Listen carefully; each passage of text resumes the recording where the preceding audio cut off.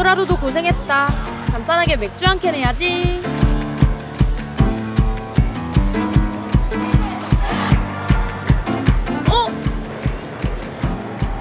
근데 우리나라 맥주가 언제 이렇게 많아졌지?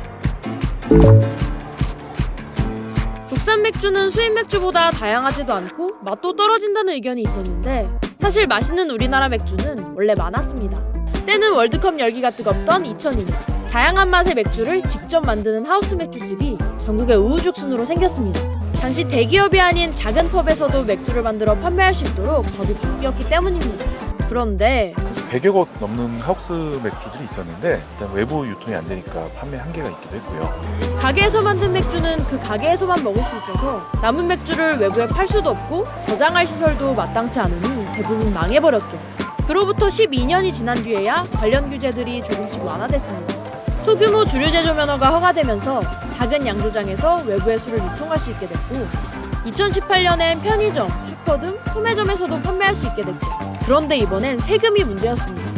수입 맥주는 수입 신고 가격에만 세금이 매겨지는데 국내 제조 맥주는 맥주의 원료비, 인건비, 월세 등을 다 합친 출고가의 세금이 매겨져서 세금 부담이 훨씬 컸거든요. 종갓세는 원료가 저렴하면 저렴할수록 가격 경쟁이 유리한 구조입니다. 아무래도 이제 한국의 맥주 문화 자체가 대량 생산을 추구하고 가성비를 추구하다 보니까 그래서 좀 맛은 좀 획일화되고 늘 약간 물린 맛의 맥주를 많이 만든 건 사실이에요. 수제 맥주 양조장에는 안 맞는 세금 제도군요.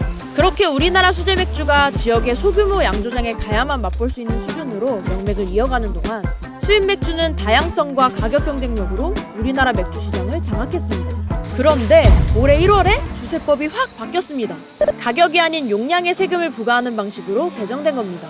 원가 비율이 높아도 술 양에 따라서 세금을 매기니까 비쌌던 제품들이 좀 비교하게 내려간다. 기존의 획일적인 방법을 만들었다면 다양한 방식으로 만든다든지 다양한 재료를 쓴 맥주들이 계속 나오게 될 겁니다.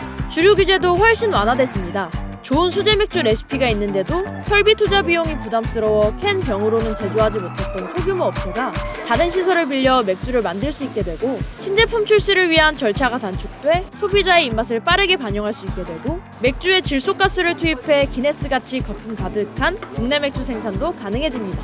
주류 규제 완화로 힙하고 맛있는 국산 수제 맥주들을 더 쉽게 골라 먹을 수 있을 것 같아 기대되는데요. 내년엔 어떤 독특한 맛의 맥주를 마시게 될까요?